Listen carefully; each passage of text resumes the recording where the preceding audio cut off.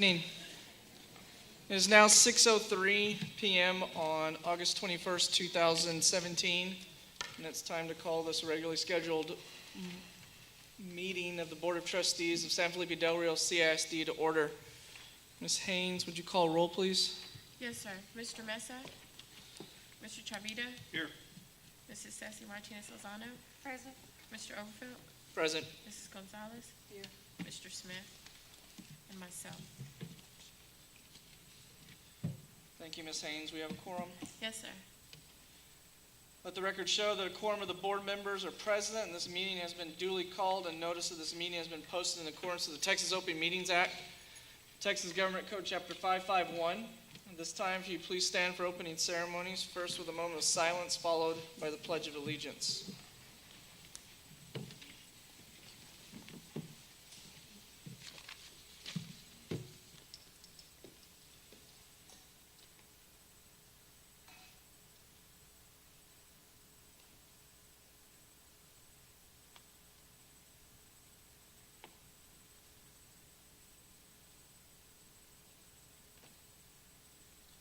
Pledge allegiance.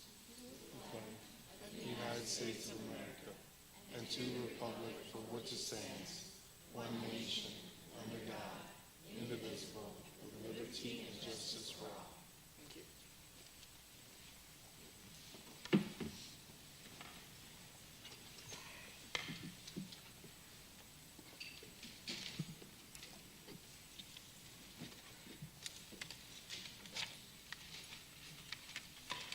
All right, good evening. For all the teachers and faculty and administrators, welcome back. Hope you all had fun this morning. It looked like it was going to get all kinds of fun when I had to leave, so I hope you all enjoyed. First thing, recognitions. Recognition of Family, Career, and Community Leaders of America, FCCLA, National Winner, Rudy Rodriguez, Roger Gonzalez presenting. Good evening, Mr. Overfelt, members of the board, Dr. Rios. It is with great pleasure that I am going to give you some information on the national winner. In May of this year, we actually brought a group of students that would be competing at the national level. And now we are bringing great news and here to share some information on the FCCLA national competition is Ms. Linda Corbell, the advisor.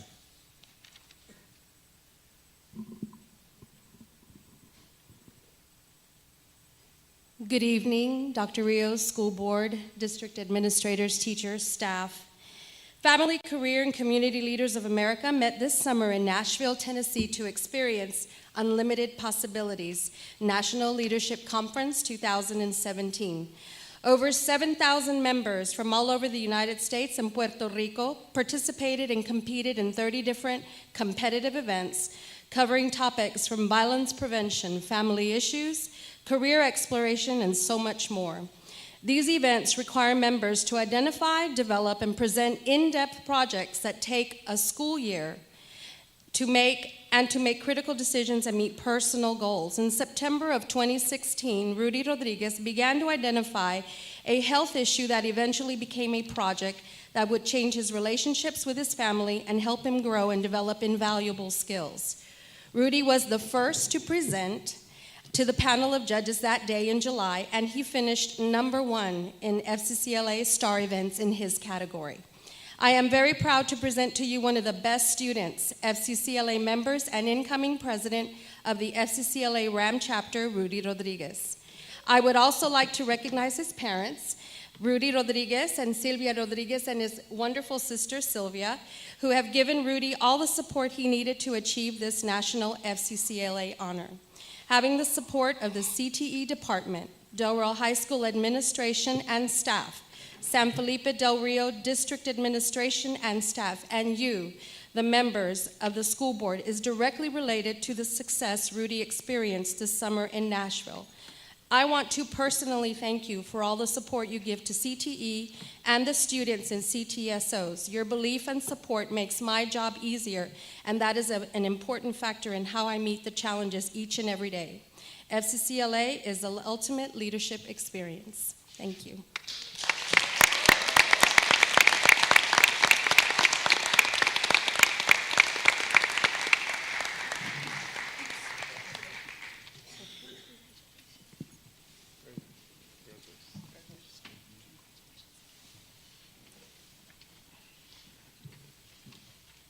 Rudy, come back.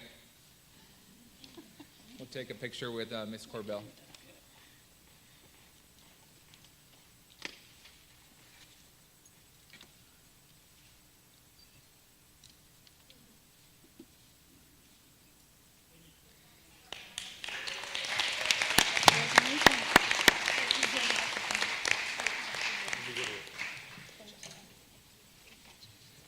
I want to tell you that CT has many student organizations. This is the way that the students can actually build their resume, and it's teamwork, it's leadership skills, and again, we have a lot of dedicated sponsors. Again, thanks to the parents, Sylvia and Mr. Rodriguez, Mr. Rodriguez, because again, without their support, this could not happen. As a matter of fact, both Rudy and his wife, Sylvia, were my students many moons ago. But again, very proud of both of you, and again, the sister, and of course, Rudy as well. Again, on behalf of CT, we'd like to thank administration and the board for their support throughout. Thank you.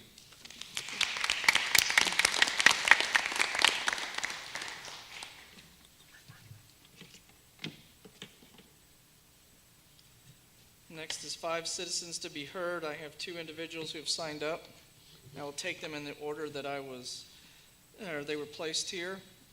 Just a reminder, the period reserved for public comments at a board meeting is limited to 30 minutes per BED local.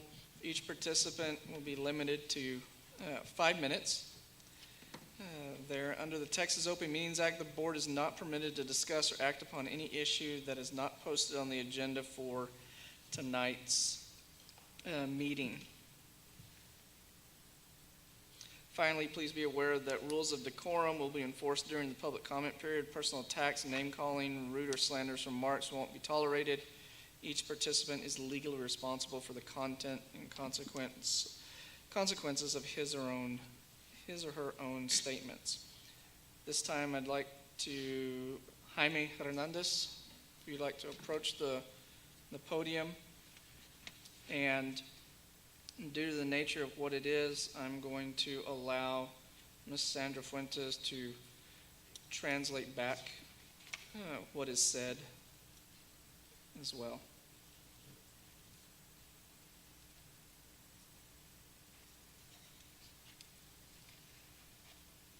If it would be okay, Mr. Overfeld, if we can have Ms. Marcela Gonzalez go first, would that be fine? If Mr. Hernandez is fine with that.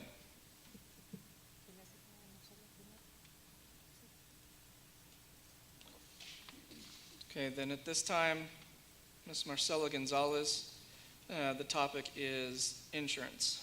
Sí, buenas tardes, mi nombre es Marcela González, trabajo para Garfield Cafeteria y pertenezco a la Board Organization y soy parte de la Cafeteria Workers, el grupo, y esta tarde queremos darle las gracias a cada uno de los board members que tomaron de su tiempo para atender a nuestro llamado referente a lo de la aseguranza, señora González, señora Amy Haynes, señor Overfield, señora Lozano y también el señor Mesa que no se encuentra, y con una lástima, ¿verdad?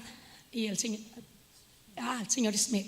Con una lástima, ¿verdad?, que nunca pudimos contactar con usted, señor Chavira, ¿verdad? Le dejamos varias veces mensaje y pues no recibimos respuesta, pero queremos darle las gracias a cada uno de ustedes. She said her name is Marcela Gonzalez. She works from out of the Garfield campus. She is with the Border Organization and a part of the Cafeteria Workers Association. She wants to give thanks to all the school board members that met with the group, Mr. Smith, Ms. Gonzalez, Ms. Haynes, Mr. Overfeld, and Ms. Lozano, and Mr. Mesa. Unfortunately, they repeatedly tried to get in touch with Mr. Tavira. They were not able to, and they just missed out on a good opportunity to have him listen to what their concerns were. Thank you. Buenas tardes, miembros del board y doctor Ríos. Buenas tardes, mi nombre es Jaime Hernández, pertenezco a la Asociación Fronteriza y trabajo para la escuela City, ahí de Custodia. Hace ¿qué será? Unos 15 a 20 minutos atrás, estuvimos atendiendo un plan que nos estaba diciendo doctor Ríos ahí en el salón, ahí atrás, sobre un plan que nos beneficia a los que trabajamos nosotros por hora, ¿sí? Si no mal me equivoco, que nos beneficia de aquí hasta diciembre, sobre ese el no pagar lo que es la aseguranza. Entonces, lo que nosotros quisiéramos, como trabajadores por hora, ¿verdad? Como los que somos miembros de la asociación, quisiéramos que no nos cobraran la aseguranza todo el año, lo que es el año escolar. Y pues que si se pudiera, ¿verdad? Lo acordado con los board members que hemos tenido en las juntas, miembros que hemos tenido en la junta con ustedes, nos gustaría que si se pudiera realizar eso, de que no se nos cobrara todo el año, porque de aquí hasta diciembre no es mucho. Entonces en enero se va a volver otra vez a realizar todo esto, juntas, a hablar y hablar, y vamos a volver, digámoslo, a lo mismo. Entonces nos gustaría que si se pudiera, que no nos cobraran la aseguranza lo que es el año, todo el año, lo que es de aquí hasta septiembre, lo que es el año escolar.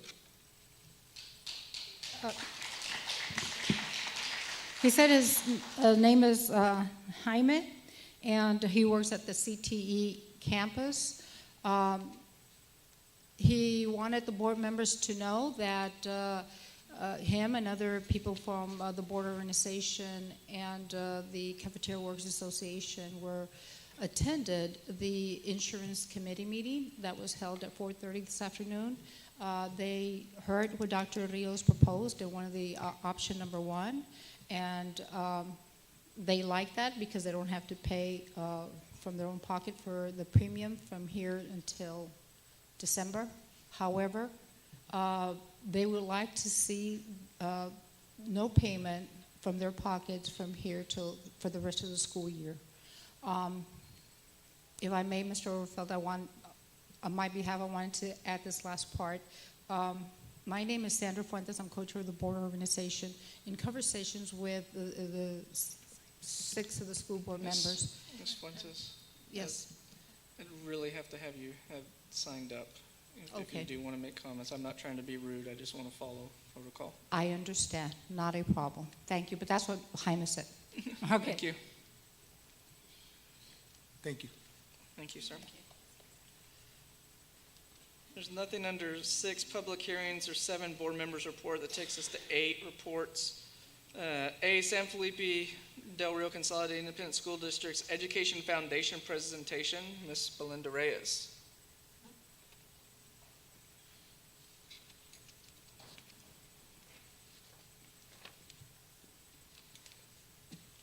Good evening. It's my first presentation to the school board. I'm not exactly sure of the protocol, but I brought up the board members that are here. We have Alita Helgerman, Griselda Martinez, and Emily Cooper, our founding board member and first board president. Mr. Chavita is on our board, Dr. Rios on our board as well. Emily is leaving us September 1st. She has tendered her resignation, and she was such a big part of our group. I mean, she laid the foundation. So we're so appreciative of her, and if you would, give her a hand, because she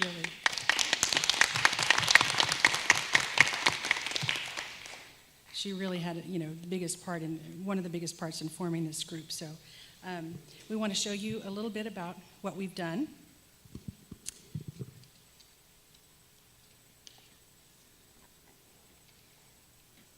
I'm getting there. Okay. Mr. Overfelt, you said this morning at the convocation, one of my favorite quotes, Nelson Mandela, education is the most powerful weapon which you can use to change the world. Totally believe that.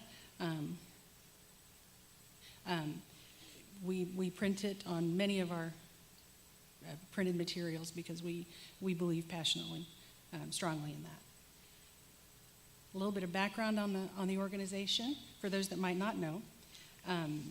Founded in 2012, started in 2012 by the school board, created to fundraise, to provide for projects not otherwise provided by public money. A little bit of background here on the screen. We are independent of the school board, of the school district. Our monies are controlled by the foundation board. There are 13 of us right now. One of our major fundraisers, picture right there, the Dinner on the Creek. We've had it for 3 years. It has been extremely successful. Not necessarily more successful each year, one over the other, but has put us in a very nice position. I say this all the time, but it's just to illustrate. We started the very first year with $0. We received our first donation from the San Felipe Lions, $5,000, eternally grateful. We find ourselves now, 5 years in, prior to this morning's awards, with a balance of about $75,000. So we're very proud of that. It's been a lot of hard work, but a lot of great community support. Our next fundraiser is right here. These beautiful plaques on the seats. There are sponsorships available. We have not widely publicized this because we offered this last year when this beautiful building, this admin SPC center, was opened. And we had a small group of people who signed up for sponsorship, and we held it just to those, I think there's 36 inaugural sponsors. We're going to open it up more. We're going to advertise it some more for who's ever interested. And that'll be our next fundraiser because we really hope in the next year or two to offer student scholarships in addition to our innovative teaching grants that are available to educators. So this next one is just a picture of prior winners. We did not get the first year. The first year we awarded $3,000. The second, $10,800. The third, 12 projects funded at almost 21 and a half. And then this morning we awarded 13, right at 25.6. So what we wanted to do with this presentation is bring a couple of those to life for you, so you could see what it is that we do, where the money goes. This Young Entrepreneurs Club at Dr. Fermin Calderon was funded last year and was awarded monies for this coming year as well. They are learning about financial responsibility. They create a business club, they create jewelry, and they sell it. So that is making business cards, that is introducing themselves correctly, that is creativity, and salesmanship. And they're really an impressive group of kids. The next one is also at Dr. Fermin Calderon, Watchdogs. They did not, I don't believe, apply for funding this year, but this was a terrific group. We were hoping to see it spread to more campuses. Unfortunately, it did not. It was very much of a male role model program, and you'll see by these pictures some of the activities. Not only reading to the children, playground time, greeting them in the morning when they first come to the campus, helping them with their schoolwork. And the next one is Ruben Chavita. They had an afternoon after-school science club. Anything that stimulates science, can't go wrong with that. I know all those years that we had science projects scared me to death. So anything that pique that interest is terrific, that and reading. The next one is at Lamar Elementary. And I don't know if anybody's here from Lamar, but this is spectacular. If you have not toured Lamar, I encourage you to do that. This has been funded, this will be the third year that we have funded, and they have gotten help from other groups. They've gotten help from TJ Moore, I know, Home Depot, and that's what you want to do. You want to engage the community. It takes the community. And you'll see what they've created. The pond on the left had, I believe, a big turtle in it. He wasn't there in this picture. They have grown cabbage, and you'll see the level of involvement that's required. Parents, grandparents, kids. They have tremendous ownership, and it's really a beautiful project. The next one was at last year also at the freshman campus, an after-school reading club. Again, anything that stimulates reading in our kids, can't go wrong. The next one, written art, fantastic. They also did not apply for funding this year, but that's because they are now self-sustaining, is my understanding, which is fantastic. It's an after-school club. If you have not seen it, I did not bring my copy, but it is writing, artwork, photography, all put together by the students, and it's really spectacular. And behind all of these projects, you have educators that are tremendously passionate about what they do. All they needed was money to bring their dream to life, their vision to life, outside of the classroom. So the summary, the next slide, it's just showing you that, again, this morning, this is what we awarded, and then the bottom is the total to date. And we are very proud of it and very appreciative of the school board's support, of the community's support, the businesses' support, certainly the board members, all volunteers, their help. And then I think we have 2 more slides. Yeah, next. Next, here are all of our board members. If you see any of us out and about, ask us questions. We're happy, we're proud to tell you about us. And the last one, next to last. Our major sponsors for a dinner on the creek. We have 4 major sponsors: Bank and Trust, Texas Community, Border Federal, and someone y'all are very familiar with, Linebarger Guggen. Is it Guggen or Gogan? Gogan. Linebarger, Gogan, Blair, and Sampson. Very appreciative of their help, and they have helped each of the 3 years, been very supportive. And then the final is just a thank you. Thank you for believing in the students. Thank you for entrusting us with those monies. We are, I believe, good stewards of that, and hope to continue. Have any questions? Any of us? Any of the board members here are happy to help. Any questions from anyone or comments concerning this, ma'am? Just a big round of applause to all of you. Thank you so much for the hard work. I know there's a lot of hours that you put into all of your fundraising efforts. Thank you so much. Oh, you're welcome. Thank you. Yes, thank you.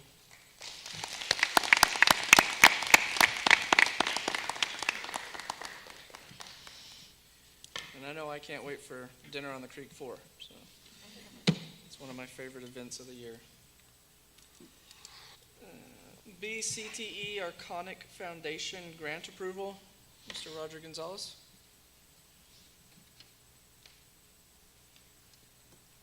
Good evening, Mr. Overfelt, members of the board, and Dr. Rios.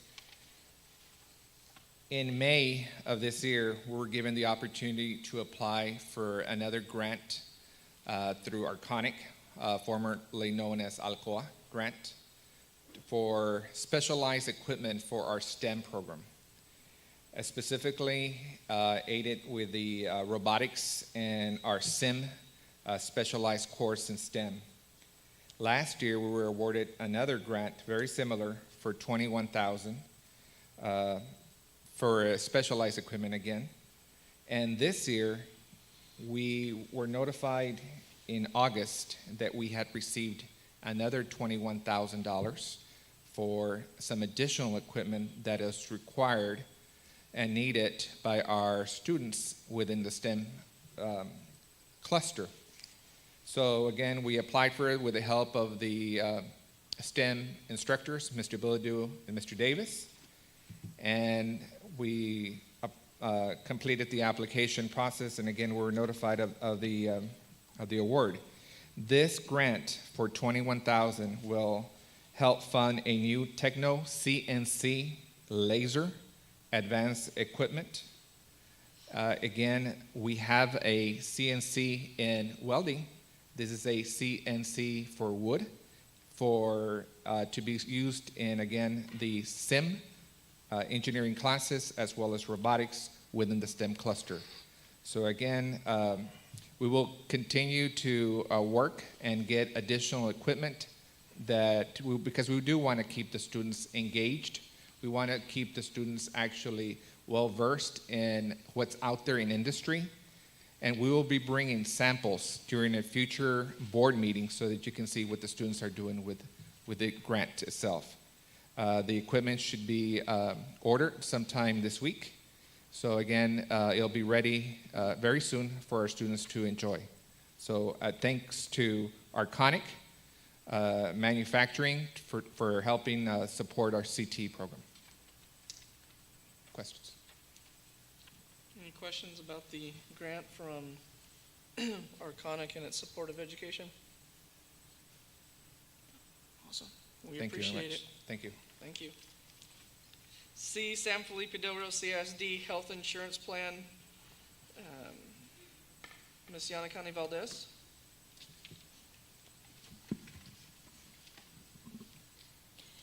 Good evening, Mr. Overfelt, Dr. Rios, board members. You have a copy of the presentation that we will be presenting tonight. We had the opportunity this afternoon around 4:30 to meet with our Health Insurance Committee to review the presentation with them as well. We recapped on the data that we presented back at our July meeting, where the reason that we're evaluating the health insurance plan was because of the prior year expenses that exceeded the contributions and contributed to the deficit, and at this year we would be at the point that we would have no more fund balance in the health insurance plan. Through the committee meetings, one of the best recommendations was to move the plan to a January 1st start date. Based on that, we would have enough time or opportunities to communicate with employees any changes with any final plans that would be presented. So again, the current plan that employees are on would continue through December 31st. The new plans would be for January 1st through December 31st of 2018. And during the 17-18 school year, we also plan, based on the survey recommendations from employees, we also plan on implementing the wellness biometric annual exam program as well. In our previous meetings, we also talked about the forecasted expenditures, where we review our current year forecasted claims activity would be at $11,589,000, and our health insurance consultant has forecasted future year claims activities. This information was used to build proposed plans. At this time, I'll turn it over to Dr. Rios. Thank you, Ms. Valdez. I want to stay on this slide for a few minutes and just review some of it because there's some important information. If we look at the increases forecasted for the 17-18 school year, we see a gain of not a gain, but an increased cost of 7.6%. And if we look at the claim payments, you can see that they increased some, but not too much. They're increasing approximately $0.8 million. Given the number of employees that we cover and increased health costs, we can expect up to that amount to increase. But again, it isn't increasing because we're covering more employees, or it's not increasing because we're expecting somebody to be really sick. It's just the rate of growth.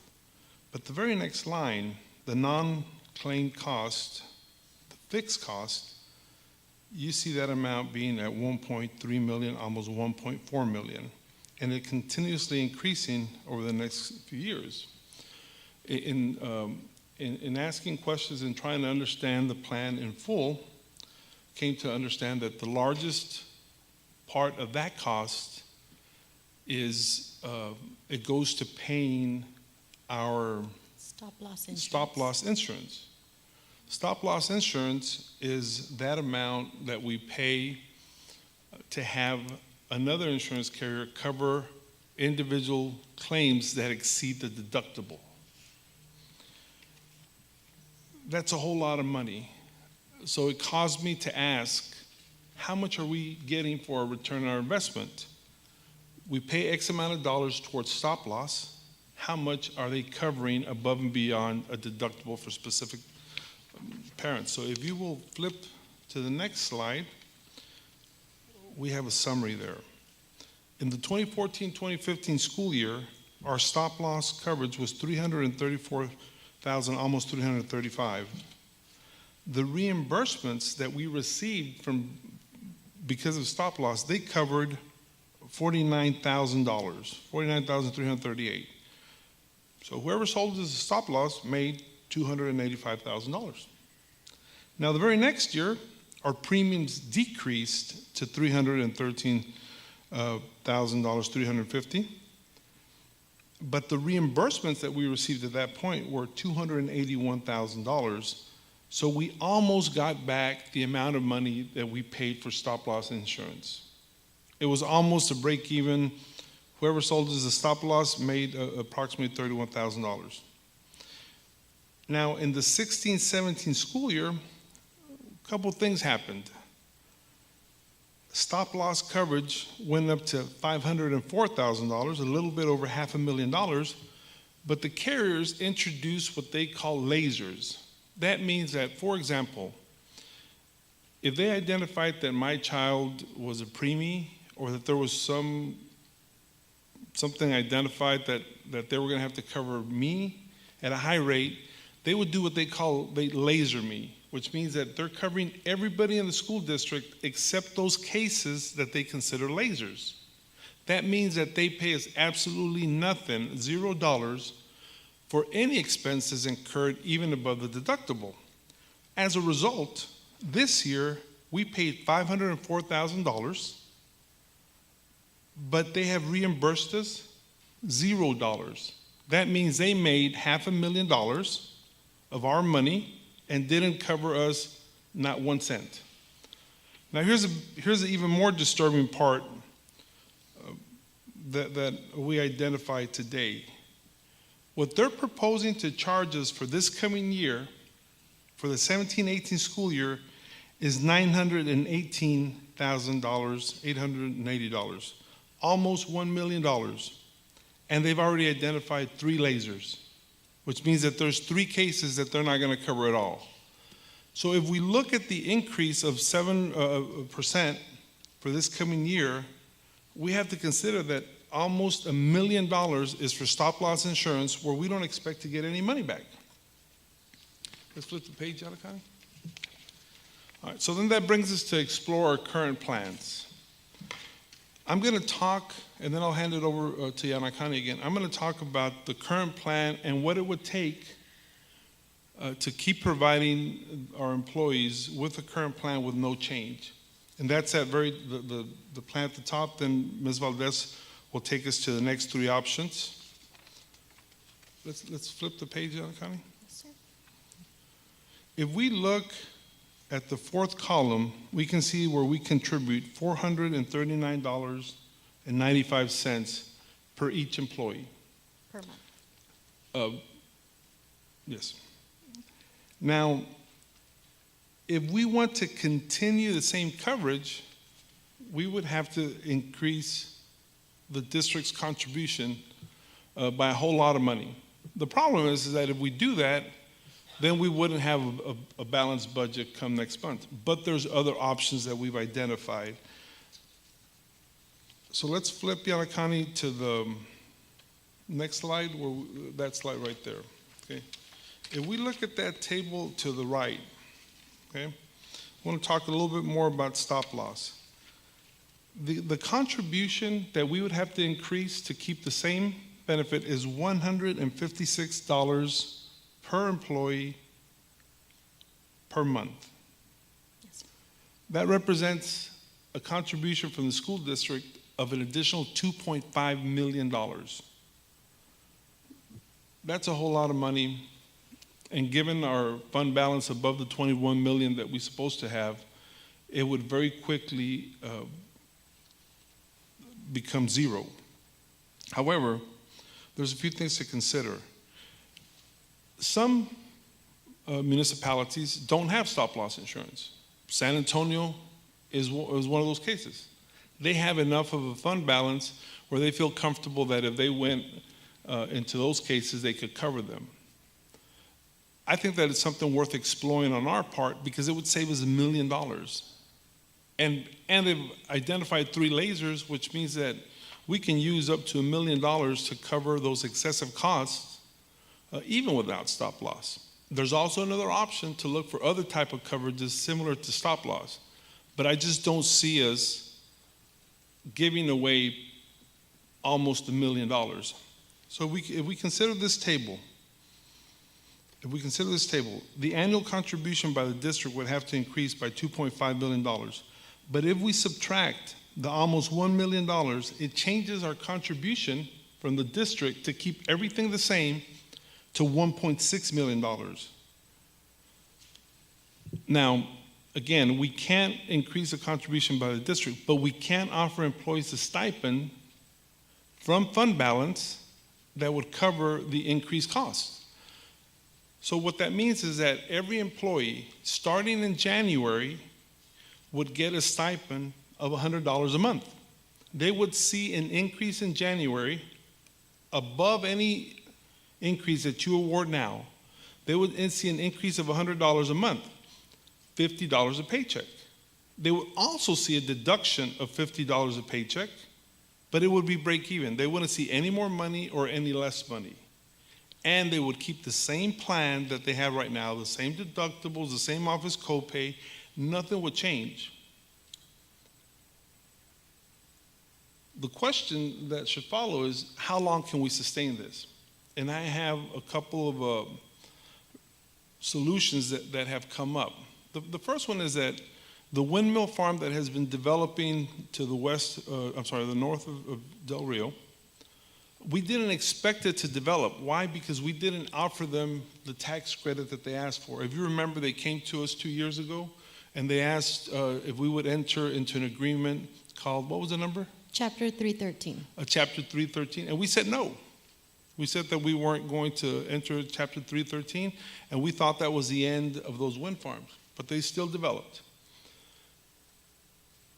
In the tax rules will take effect next year, and we expect to see an additional $2 million for next year in revenue, but that's going to be a one-year increase. After that, the state will take a bigger chunk of money, and those windmills will very quickly start to depreciate at a high rate. But still, it's $2 million.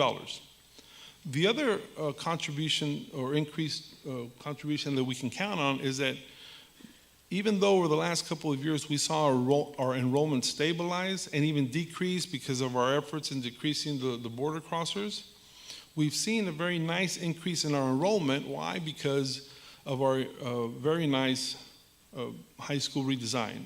Students want to go to early college, they want to go to the blended academy, they want to go to CTE. So students that were traditionally maybe even going to charter schools, they don't have to do that because we have blended. So we've seen an increase and we'll continue to see more money. We can absolutely cover a stipend for the next few years until our insurance becomes healthy again and our costs become level out. I know that the gentleman that spoke earlier talked about having a plan through December, and I think there was some misinformation.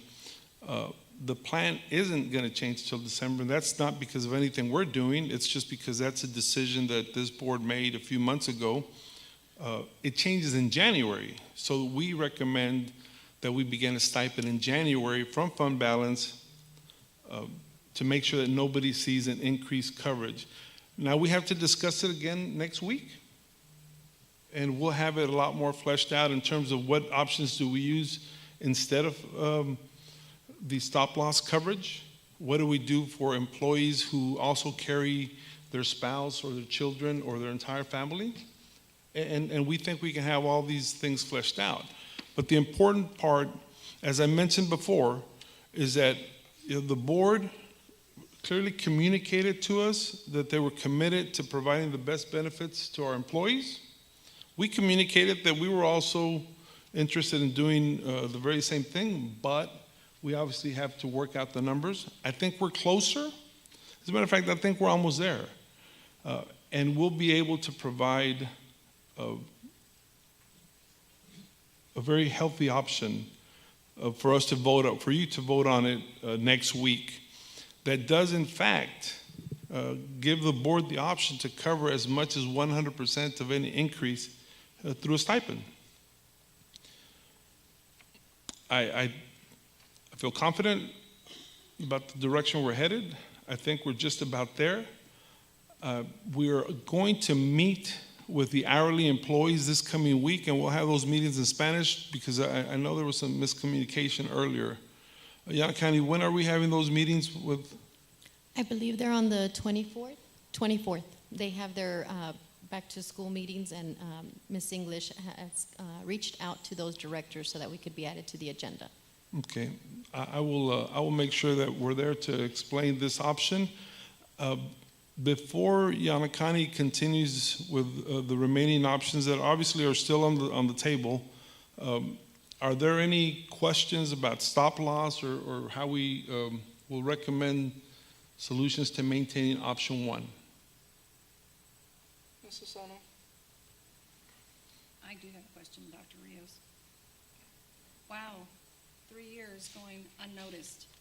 That's a lot of money out the window. I'm used to stop loss covering a catastrophic with high dollars, usually starting at $250,000. So the stop loss that we had actually kicked in if an employee or a family member actually met their deductible? No. No, because I think that's what you said. No, it's a $225,000 deductible Okay. Yeah. for stop loss. Okay, so 225. And the lasers, Yes. those are already considered the catastrophics that are, at this point, were going to be eliminated. Correct. As you can see on the table, in 15-16 was when we had, I would say, more catastrophic events, and it was during the summer months, which is when we're out quoting for stop loss, and with that, their quote for 16-17 included these lasers. So at that point is where for this fiscal year, there was no benefit from stop loss. And when we received the information for stop loss for 17-18, we received it on Friday, is when we put this together, because they had 3 lasers on there. Oh. Do you mind if I clarify on the laser? What the laser essentially does is it assigns an increased deductible to those covered individuals. And so in the case of the 3 individuals who are lasered on our current option for renewal, those lasers start at $300,000. I think we have one as high as $340,000.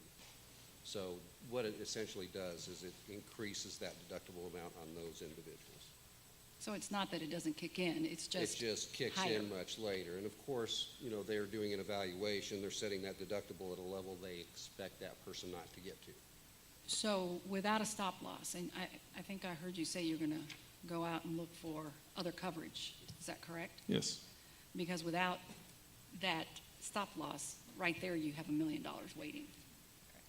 I mean, in bills that someone's going to have to incur. If the stop loss is kicking in at 325, I think you said, 320, 340. and we've had historically claims that were up to 350, and you don't have a stop loss, then who's going to pay that? We are, right? Correct. However, if you look at the stop loss insurance for this year, they haven't paid a penny towards it because they identified lasers last year for the first time. So if you look at this. But what I understood him to say was, it's not that they're not covered, they just increase the deductible for that member. Yeah, but this year's experience was due to the fact that we had one individual who exceeded the 225, but they were lasered at $650,000. Oh, So my that meant goodness, the that's district ridiculous. took Correct. risk on the first 650, and that's because the insurance company looked at it and said, this person could have $650,000 in claims, so we'll set it there. So what's the purpose of having stop loss? Catastrophic. That is catastrophic. Well, just 250, 225, not 600,000. have him talking to the mic so everybody can hear. Yeah. And that is catastrophic. You're absolutely right. And so when we go out to bid for stop loss reinsurance, we are receiving quotes at the discretion of the people who are going to take the risk. And when they evaluate the covered Sure. individuals on any plan, they may in fact not only laser an individual at a higher deductible amount, but they may deem the risk unacceptable and laser that person and exclude them Completely. fully. So first step in the stop loss renewal process is we ideally we don't want to have anybody come back laser exclusion, because then we know we've got somebody who's catastrophically ill and we won't get coverage for that person. Now, On our high dollar claimant that ended up with a $650,000 laser for this year, we were fortunate to get the bulk of their claims considered during the prior plan year. Due to the date of service or what? Because of the time the claims were incurred and then paid.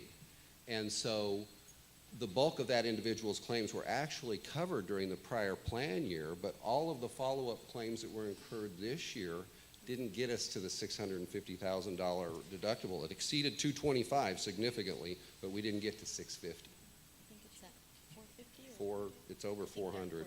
Yeah. Thank you. But we will go out and look for stop loss. Yeah, I mean, it the would most break us if we expensive didn't. component of the stop loss is the individual specific coverage, that $225,000 deductible on each covered individual.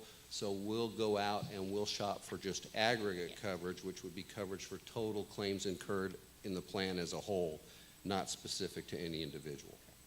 Okay, thank you. And obviously that's going to be, or that is considered to be a lot less expensive? Yes, because essentially we would have a multi-million-dollar deductible before that aggregate coverage would kick in. Thank you. The point of bringing this up is that there's a much more affordable way of doing this. And I'm not suggesting that we don't have any type of stop loss, but if we consider this year, they wrote the policy in such a way where we paid them $500,000 and they didn't reimburse us 1 cent. Now they're writing the plan where we will pay them up to $1 million and they will not reimburse us a cent either. It is a very unfavorable plan to the district. In 2015, 2016, it was a very favorable plan because for the $30,000 that they profited, we got a whole lot of insurance. But we didn't even exceed the stop loss at that point. We haven't exceeded in reimbursements our contribution over the last 4 years, which means that if we didn't have stop loss and things remained the same, and I'm not suggesting that they will be, if 3 cases ended up costing $250,000 more than the baseline, and they were to reimburse us $750,000, we still lost $250,000. So if we have a self-funded insurance, maybe we can have a self-funded stop-loss insurance because that's what it's looking a whole lot more favorable that way. And we'll look for different options. I'm just saying this is an entirely unfavorable plan that they've sold us this year, but we shouldn't make the same decision 2 years in a row. When this came up last year, it was the first time they identified lasers. Well, we tried it 1 year. It's obviously too favorable for them. They're writing it. They're assuming the risk, but they're assuming very little risk to no risk. I would venture to say we keep the $1 million and cover those cases on our own better than paying them that much money. But we'll definitely shop for other options. This will help us. It will go a long ways in making sure that we can continue to provide the same benefits to our employees. Quick question. We had last year, was it 2 or 3 lasers? 2. 2. Did we have more than the 2 that actually exceeded the 250? Just the 2? We had nobody. As far as the deductible amounts, well, we didn't have anybody that exceeded the deductible current plan year on those 2 lasers. So we didn't have anybody at 225 or at the 650, and I think the other one was 300. And yeah. So in those 2 lasered scenarios or in the standard 225 world, we didn't have anybody exceed their individual specific deductible. Okay.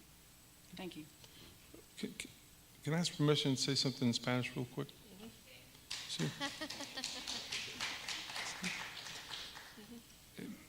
Esta semana vamos a hacer presentaciones a los departamentos de la cafetería y de los custodians. La presentación va a ser en español. Importante porque lo que estamos sugiriendo nosotros no es de aquí a diciembre. De aquí a diciembre ya está todo decidido para que permanezca igual. Lo que estamos sugiriendo nosotros y proponiendo es un plan para poder asumir el costo empezando en enero. Entonces, Les pedimos unos 2-3 días más de paciencia y vamos a hacer esas presentaciones para que entiendan lo mismo que presentamos ahora, pero el objetivo es que no haya un costo adicional para nadie, no para los maestros, no para los custodians, para nadie. Entonces nos vemos esta semana en sus departamentos y ya tenemos una plática más desarrollada. ¿Está bien? Gracias.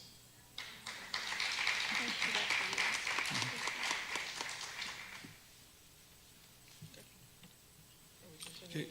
The review of the next plans, it's up to the board's discretion. If you want Ms. Yanakani to continue and briefly present the other options, it's your choice, sir. You'll be another, 5 minutes, Yanakani? Correct. The other options we reviewed at the July meeting. I just simply kept everything in the presentation so that everybody knew this is what we've discussed. In the interest of full disclosure, Yes, just sir? go ahead and run No, through them. definitely. That way there's no accusations. Definitely. Option 2 has been one of the plans that was presented as the most extreme plan. Again, as we were meeting with our health insurance committee, we wanted to see what a most extreme plan would look like and what it would cost to remain the same and anything in between. So again, option 2 has never been considered. It simply is there to share what an extreme plan would look like with the $6,000 deductible. But again, it's never been considered. It's there to share the information as to what it would look like to keep a current plan and to have a high deductible plan for the lowest cost possible to the employee. But again, this was never considered. It was simply for information purposes as well. On option 3, this was the plan that we discussed more in depth at the last meeting before we had any information on stop loss, where it was an increase to the deductible, the co-insurance amounts increased, and on the basic plan and the HDHP plan, which we call the HSA plan, was the change of the doctor's visits, where it would no longer be copay. So this is where this conversation this is where this plan was centered around a $104 basic insurance plan with changes, or monthly fee, with changes to the deductible, co-insurance, and the doctor's visit. So again, this was the plan that was presented last July. And from this plan was when we presented at the July workshop was the request from the committee if we could look for, if we could calculate option 4 to where it would redistribute the cost for employee family, employee children, employee spouse, so that the increases weren't so high based on this option 3 model. So an option 4 model was calculated with the redistribution, but as of the information that we received on stop loss, we would like to focus back on option 1. But again, we shared the information with them so that they had the numbers. And of course, as we've discussed before, we do have a plan for 17-18 where communication will begin September, I believe, 11th. We will start with communication meetings on whatever plan or the plan that is approved, hopefully by August 31st. That is all for my presentation. Any other questions from the board on this? So we're looking at, when will the next presentation to us be, where it'll be a little more fleshed out as far as the direction that we're going to go, or that y'all are going to present for us to vote on? As of right now, August 31st is the meeting where we plan to present the next plan, but we also have a meeting on August 28th where, again, it's up to the wishes of the board if we'd like to have a review the 28th before we finalize on the 31st. I know I would like it on the 28th because I'm very leery of approving a budget and then this comes later. If there's amendments to fund balance that have to change, I'm not very comfortable with that at all. Okay. Is the board fine with perhaps the 28th, bring this back to us in a week? That way we have it in advance. Plenty of time to look at. I know it puts the clock on y'all, but okay. We feel very comfortable. As a matter of fact, like I said, we're very close to just solving this puzzle, and we'll be ready by the 28th. Okay. Yeah, I'd like to see it on the 28th, and what we can do as far as the, whether it be stipends, and if that has to go on for 2 years or whatever it is, to try and absorb that cost, because as it's been explained, I think, for those who are making teacher salary, it's not that big of a hit. I'm not going to say it's a hit, because I know I don't want my wife to pay for her insurance, but for the hourly, it's much more difficult there. So I look forward to that on the 28th, please. Yes, sir. Any other questions, comments? Thank you. Thank you. D, Facilities and Construction Report, Les Hainga. Inge, sorry, my bad. You're new to this. That's okay. I'm new to this. It's all good. Good evening, I President. know I'm totally not new, but No, that's fine. Good evening, President Overfelt, members of the board, Dr. Rios. Just wanted to take some time to go over where we're at on current projects that we have out there.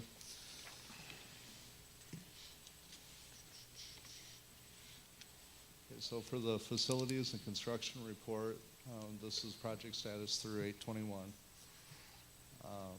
Some of the items that we're going to look at tonight are going to be early college, high school, keyless entry system, the Paxton badge system, roofing updates, Laughlin base campus, and technology department. Early college, high school, to date, final inspection was done on 8/16. Certificate of occupancy was done on 8/17. Staff started arriving on 8/18, and we're looking at possibly doing the rear parking lot, tentative December timeframe. We're still waiting for the project to get completed and see where the budget sits. This is a picture of the front of the building, obviously, with all the furniture on the inside now. And then we have the side visitor parking. Asphalt completion was on 7/21. Striping was done on 8/19. And again, we're looking around December timeframe for the rear parking lot. That would be the striping after the asphalt were to go down. And keyless entry system, we have Lonnie Green and Calderon Elementary that are being finished up this week. These are pictures that show the glass frame that's in. I believe they were putting in panes of glass as well as the doors today. The wall frames were installed on 8/1. Glass panes, the majority of them were installed on 8/18. They're finishing that up this week. And then the keyless system will be getting installed around 8/25. Roofing repairs. These pictures here demonstrate middle school. There's a lot of work that's going on out there right now. District-wide, the project's about 98% complete, and the total project should be wrapped up second week of next month. They'll be finishing out at Chavita Elementary School. Laughlin Base Campus construction phase, that's in progress. Pre-manufactured classroom color selection was done on 8/18. We do have an on-site base visit scheduled for tomorrow afternoon with the engineers and some staff from the base. Technology engineering design will take part around 9/8, and we have a furniture meeting that's scheduled for 9/13. And for the technology department, our single biggest challenge right now is getting Channel 39 moved and upgraded. We have completed the construction phase. That was done on 7/26. The encoder upgrades and Channel 39 completion is to be determined right now. I did include the Spectrum work order status, and on that status shows that they were supposed to have it completed on 7/21. And then on the right-hand side of the slide, you can see that they were suggesting it was going to be done the second or third week of this month. I did speak with our project manager over there today around 5 o'clock, and he's saying maybe the second week of next month. So I'm trying to get this one wrapped up as quickly as possible, but it's been a big challenge. In all, we have almost 3 years on this project. But several months it was out to legal teams and things like that. So we're getting the momentum now, but we're just waiting for the final configurations to take place, and then that should be up and running. Any questions? Oh, yeah, lots. Not because it's your first time doing this, but. Yes, sir. On the early college high school, Yes. the city, I know in talking to the junior college, I got an update that they were working to put a new crosswalk in, or spray a crosswalk from that new thing that comes down. Has the city, do you know if that new crosswalk's been painted yet? That I will need to check for you. Okay. All right. But, I'll get that answer out. Okay. I know, I think it's on the city's to-do list. That way we don't have kids crossing the street between the ECHS and the junior college and playing Frogger. So we're in the building. Miss Patsy, you have keys to your building now? Okay. Awesome. It looks good? Yes? Awesome. On the keyless entry system, you have there the keyless system scheduled for, I guess, completion or implementation on August 25th, which would be coming up here at the end of this week. For those campuses, I guess it's Lonnie Green and Calderon, will all the teachers have to have their IDs reissued to work that, or they already have the existing? They already have the existing ones, so then what we would do is get a list of all staff members that need access to those doors, and then we would just go in and program that into the system. So Okay. they currently have the new proximity badges today Okay. for printing. So hopefully the first day of school, if we're lucky, we won't have to worry That's about the plan, unlocking. correct. Okay, Yes. cool. On the roof repairs, I know last week I was out at Chivita and they had all their materials sitting in the parking lot. And I haven't been by this week, so I don't know if it is still in the parking lot, on that back parking lot. Are they hoping to have all of that stuff out by the first day, or do we need to have them move it up onto the grass because staff's going to need to all park there? In the last meeting I was in with them, they knew that they would still be working out there while school started up, so those materials would be relocated from the parking lot. I don't have the specifics on where it's going to be, but they are aware of the first day of school, and we're making changes for that to accommodate Okay. it. All right. And then Channel 39, and I'm sure Ms. Lozano has a comment on it as well. From some of what you're telling us there, it almost seems like Spectrum's dragging their feet on getting this thing taken care of. So who do we need to yell at Spectrum higher up the pay scale than Del Rio? Currently, I've talked with supervisors at this point, and the main person that deals with public broadcast in the United States, I've worked side by side with him over the last few months to get it to the point to where it is. So as far as I know, there is no one higher. Our request actually had to go to Washington, D.C. and be approved, and it sat in legal teams for a while. And some of this delay was also when Time Warner was acquired by Spectrum. They did a freeze on moving public broadcast channels, things like that. So there's just been a lot of things along the way that has, slowed this whole project down. And then when we left from 205 Memorial to come down here, the plan was just move down the current service that we had and then work on the upgrade after that.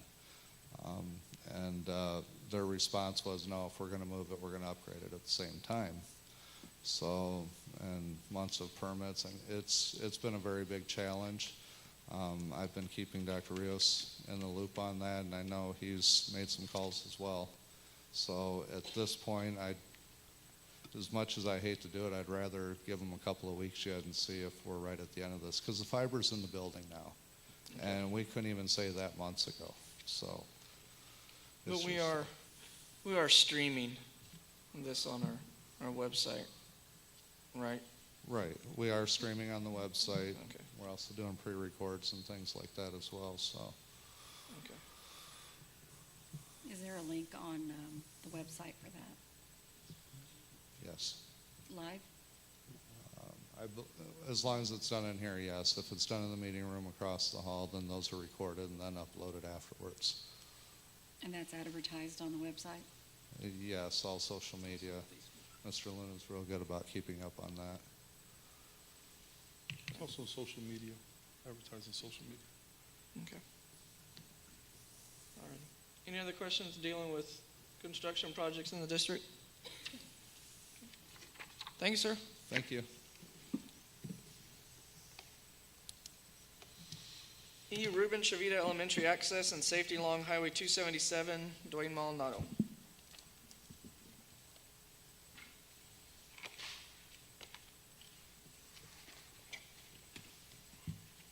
Good evening, President Overfelt, Dr. Rios, members of the board. My presentation to you this evening is in reference to Ruben Chavita Elementary.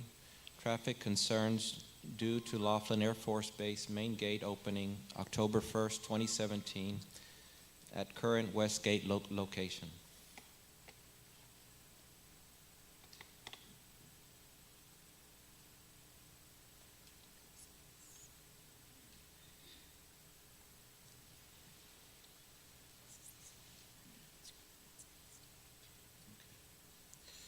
Conferences have been held with local and district TxDOT supervisors in regards to increased traffic and speed zones around Ruben Chavita Elementary on US 277 South. Discussions centered around possibility of reducing speed limits to lessen risks due to increased traffic. A TxDOT traffic survey was conducted approximately 18 months ago. Traffic study indicated an increase in traffic. TxDOT traffic study indicating an increase in traffic may result in speed limits being raised. Options that were discussed: posting additional reduced speed limit signage, increasing the sign and visibility of these signs, placing a mobile trailer which displays your speed as vehicles approach the school zone. We have 1 month to continue and finalize our discussions. Scheduled opening date of Laughlin Air Force Main Gate is October 1st, 2017. Some pictures of the front of the elementary campus. Pictures as you're headed north on US 277, which show the 55 mile an hour speed zone. Right after that, you have the reduced speed suggested that you're entering the school zone, along with the 35 mile an hour speed zone. Any questions? Oh, yeah. I'm the one that requested this come before the board because I've been asking for at least a year and discussing with the superintendent about what are we going to do when the West Gate opens and becomes the main entrance to Laughlin Air Force Base. Because I was employed at Laughlin there after high school, and Highway 90 is, they refer to it as the Delro 500 every morning there because of the amount of traffic and speeding and accidents that occur going out to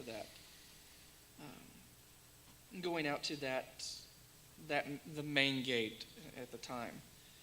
Coming back in this last week from Eagle Pass, you're 75 miles an hour past the turnoff to what will be the new main gate, past the loop entrance, and then it drops to 70, and then it goes to 55.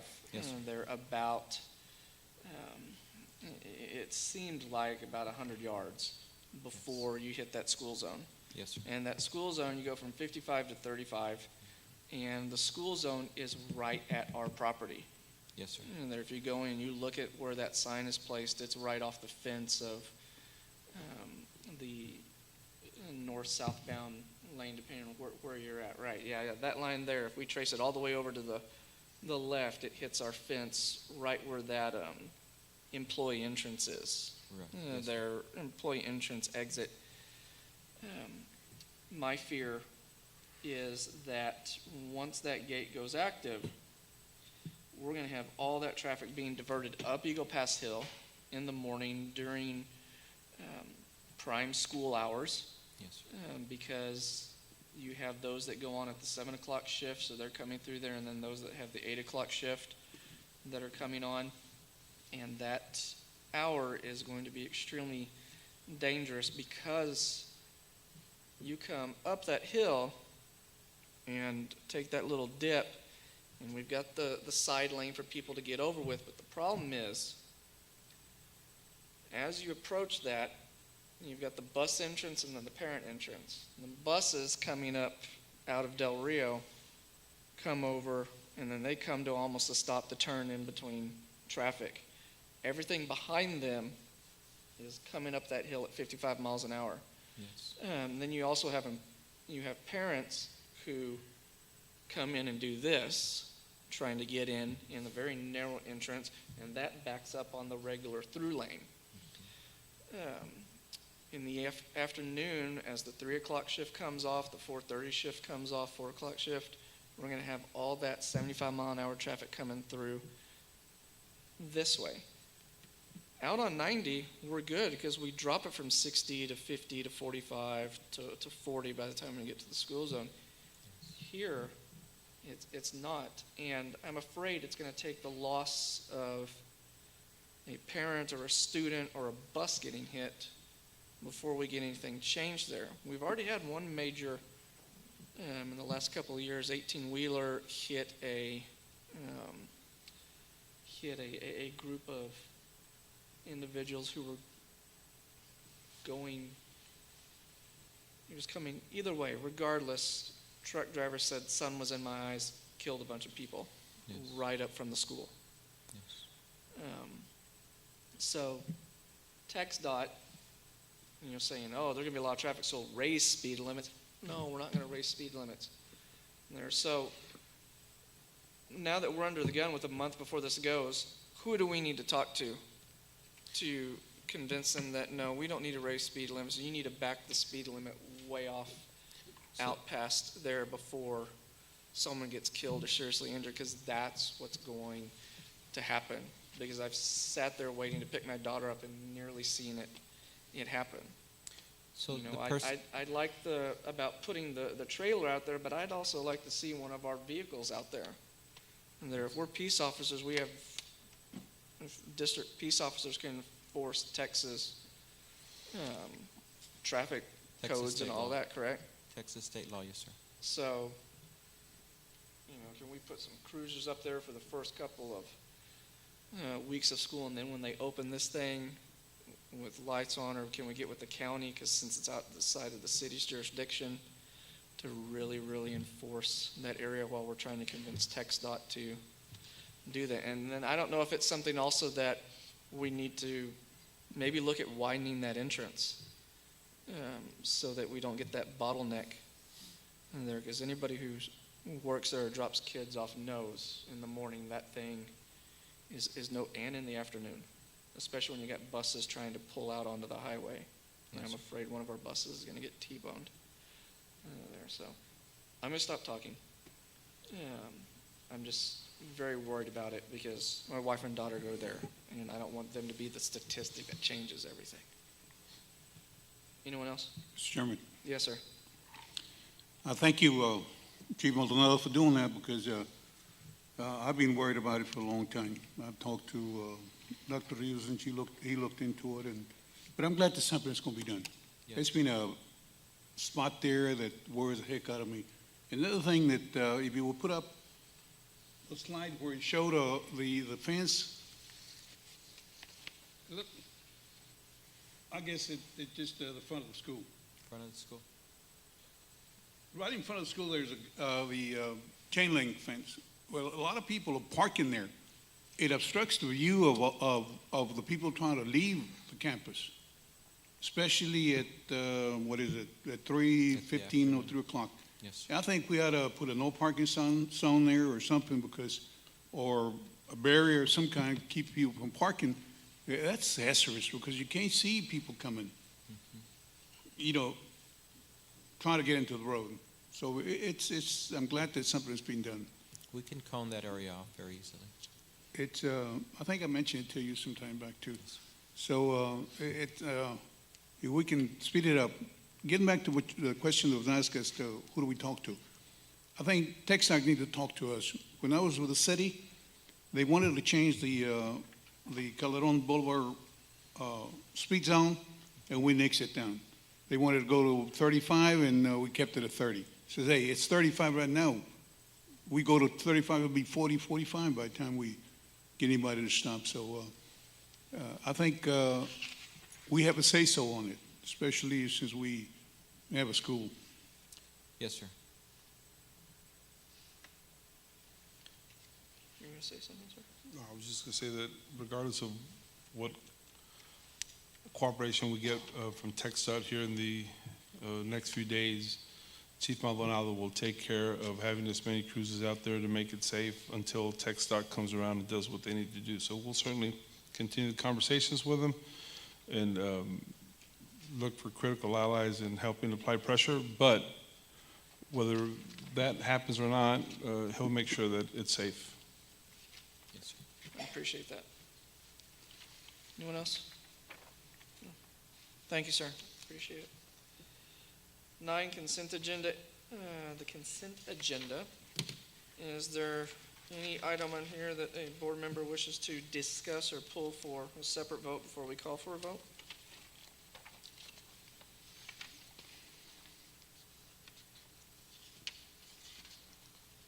Mr. Overfelt, if I may. G2? Is that what you were going to? Yes, that's what Okay. I was going to mention. Thank you. G2, there is a correction that was placed at our places there, and now that you bring it up, I say thank you. This one here. I do have just a brief question on it there, and then we'll move on. You went from a specific amount down. Is that just because of negotiations with the individual, or Because he requested it. requested that? Okay. Just want to be sure. Okay. Is that correct, Dr. Aguirre? Thank you. Okay. So, any other item anybody has questions on? Then, at this time, is there a motion to approve the consent agenda with the revised G2 edition that was left at our place settings? Motion to accept, Mr. Chavita, seconded by Ms. Lozano. Any other discussion? All in favor? Unanimous carries, thank you. As is custom, the reading of donations. Ms. Haynes? We have the VFW post number 8552, $200, Darrow High School. Jostens, $384.45, Darrow High School. Jostens, $615.55, Darrow High School Athletic Program. The World's Finest Chocolate, 2 headphones, 1 speaker valued at $600 to Early College High School. Sue Murdoch, 1 HP printer valued at $199, Garfield Elementary. That's all the donations I have for you this evening. Thank you very much. Thank you. As always, thank you to those that donate to education in Del Rio. 10, administration. A, consideration to approve the TASB delegate and alternate. Myself presenting. Last year, about this time, the board went and chose the TASB delegate and the alternate for the TASA TASB convention that's coming up here in October. Last year, I was the delegate, Ms. Gonzalez was the alternate. It's that time again. I thought it was fun. I'll do it again if nobody else wants to do it. I don't want to take it from anybody, though. Ms. Gonzalez, you want to be the delegate this year? It was fun, wasn't it? Mm-hmm. Yeah. You want to be the delegate and I'll be the alternate? Yeah, we'll switch. Okay. Or if anyone else wants to be the delegate or the alternate, I don't want to take anybody's thunder. No? Okay, then at this time, then I'd like to nominate Ms. Diana Gonzalez as the TASB delegate and myself as the alternate delegate. Is there a first by Ms. Lozano, second by Ms. Haynes? Any other discussion? No? Awesome. All in favor? Unanimous carries. Thank you. Thanks, Ms. Gonzalez. Thank you, Ms. Gonzalez.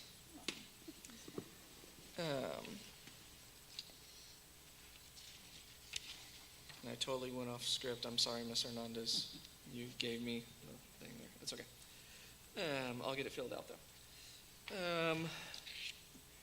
B, proposed Board of Trustees 2017-18 calendar for evaluation of the superintendent in accordance with BJCD local superintendent's evaluation. Calendar provides a timeline of activities and processes which leads into the completion of the evaluation of the superintendent. Following objectives are required to be completed in conducting the evaluation. Clarify superintendent his or her role as seen by the board. Clarify to board members the superintendent's role according to the board's written criteria as expressed in the superintendent's job description and the district goals and objectives. Foster an early understanding among new board members for the evaluation process and the superintendent's current performance objectives and priorities, and develop and sustain a harmonious working relationship between the board and the superintendent. Do we have is the calendar in here? Yes. Okay. Yes.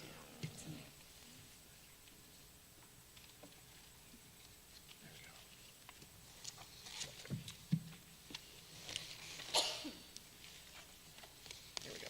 So that is on,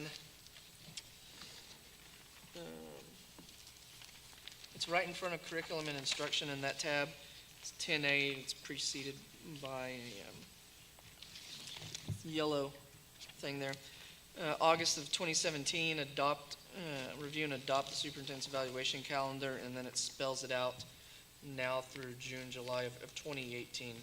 Pretty much what we have been doing for, at least while I've been here, the last 5 years, and for those who've been here longer, the same thing. So that goes in and spells it out. The next big thing will come in September when we review and adopt the performance goals for the 17-18 school year.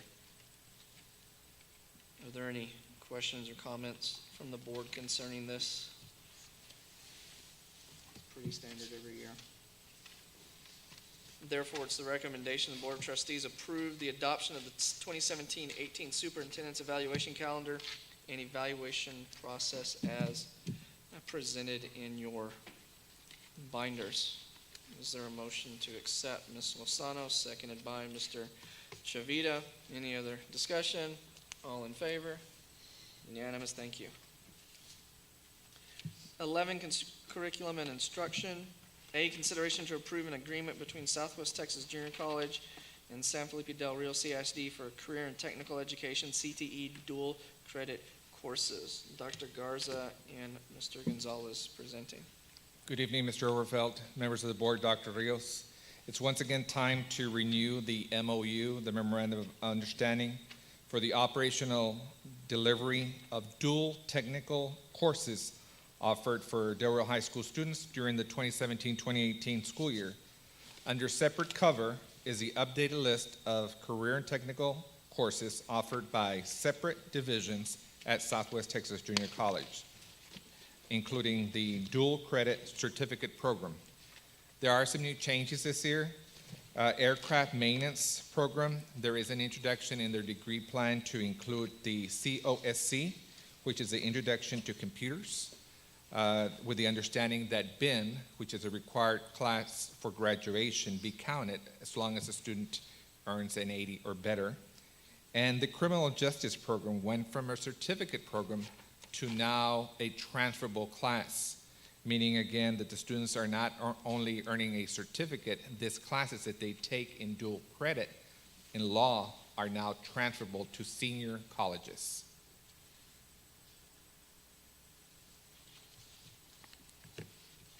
Any questions? Just a note on the paper that we have in here. Right. At the top, Southwest Texas Junior College, and it has Del Rio Consolidated ISD. Well, it's a technical thing that would need to be corrected, even though it lists SFDR, CISD later on as the parties below. The official document needs to be before. Okay. Get that corrected through the college. Same errors last year? Okay. Apparently it was the same error last year. All right, cool.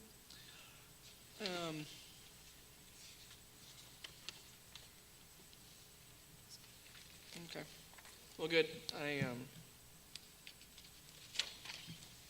glad we continue to be able to offer these through our schools and the junior college, and hopefully get to add a couple more in the next couple of years. That'll be great. Any other questions? Recommendation? It is a recommendation of the administration that the Board of Trustees approve the superintendent of schools to sign the MOU agreement with Southwest Texas Junior College as presented. Further recommendation, I so move. Is there a second? Ms. Lozano. Any other discussion?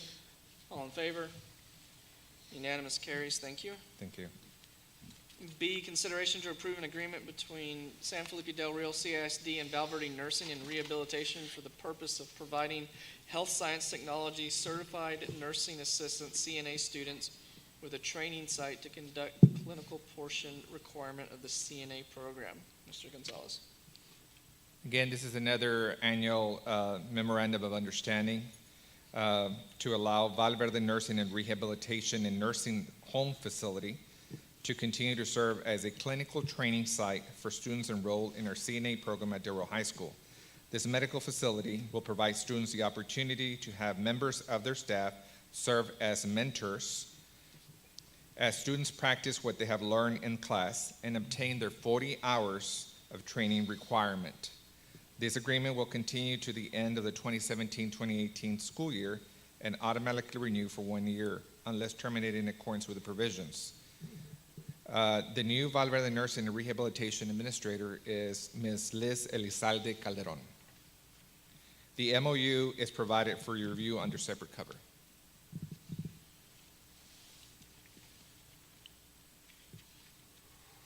Any questions? Any questions concerning the MOU? Recommendation? It is the recommendation of the administration that the Board of Trustees approve the superintendent to sign the agreement with Valverde Nursing and Rehab as presented. Heard the recommendation, I so move. Is there a second? Mr. Chavita. Any other discussion? All in favor? Unanimous, thank you. Thank you.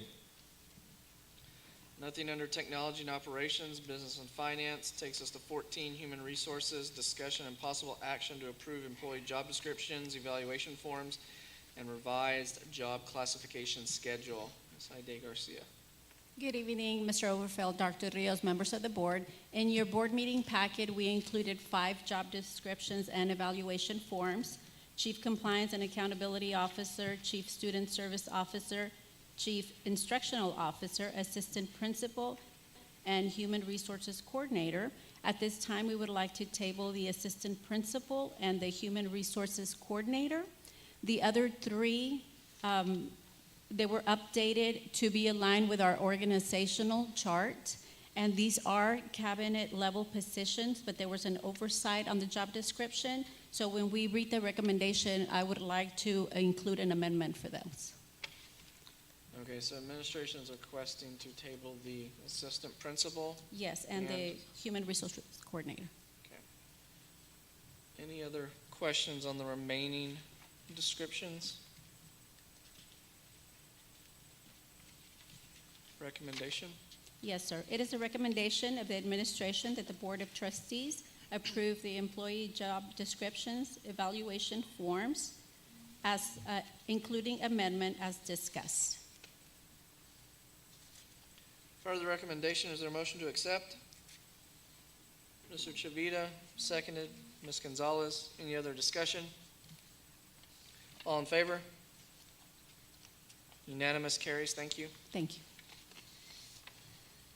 That takes us to closed session. It's now 7:33 p.m. This evening, we will be going into closed session pursuant to 551.074, discussion of personnel, or to hear complaints against personnel, and 551.071, private consultation with the board's attorney, discussion of personnel report to include new hires, district vacancies, retirements, resignations, and reassignments, discussion of salary adjustments to include but not limited to the following justifications: service credit, master's degree, and stipends, and salary matrix adjustment. 3, discussion of transportation director. 4, discussion of construction manager. Excuse me. Pursuant to 551.071 and 072, consultation with attorney and deliberation regarding real property proposal for donation of land for construction of an elementary school. All final votes and actions will be taken in open session. We are now in closed session. Thank you.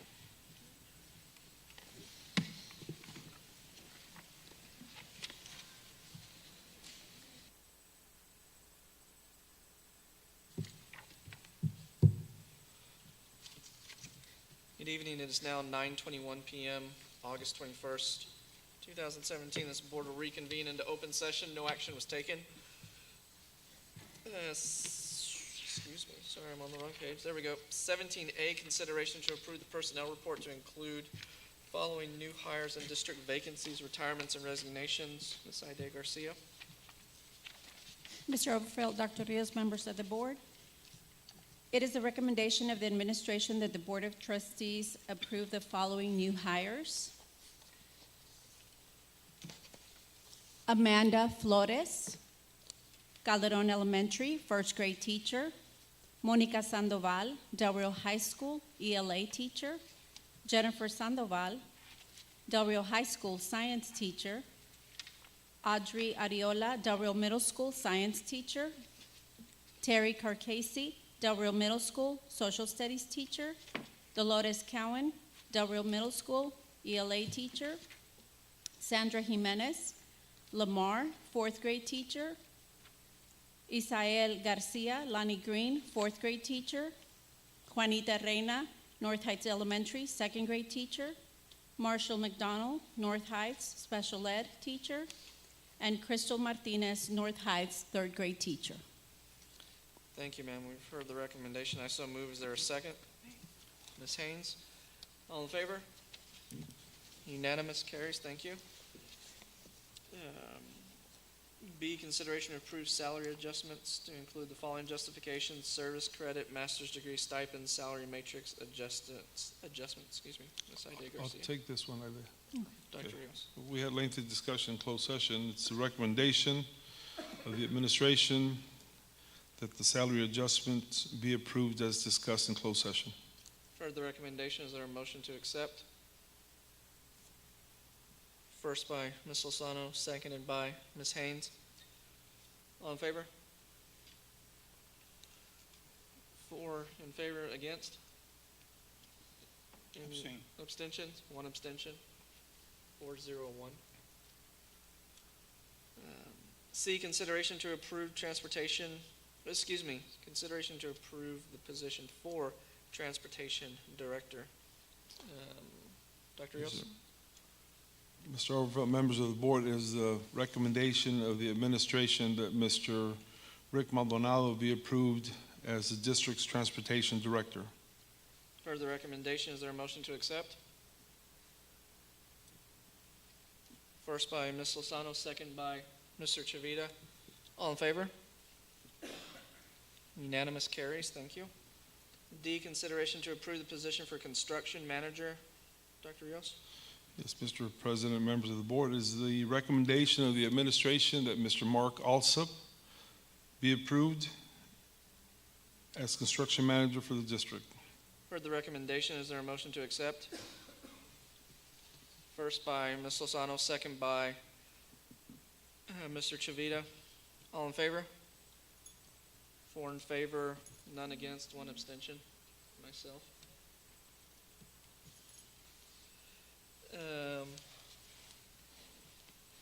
Nothing under superintendent's report. Being no further business for this board, is there a motion to adjourn? Ms. Lozano, seconded by Ms. Haynes. All in favor? Unanimous, adjourned at 9:25 p.m. Thank you.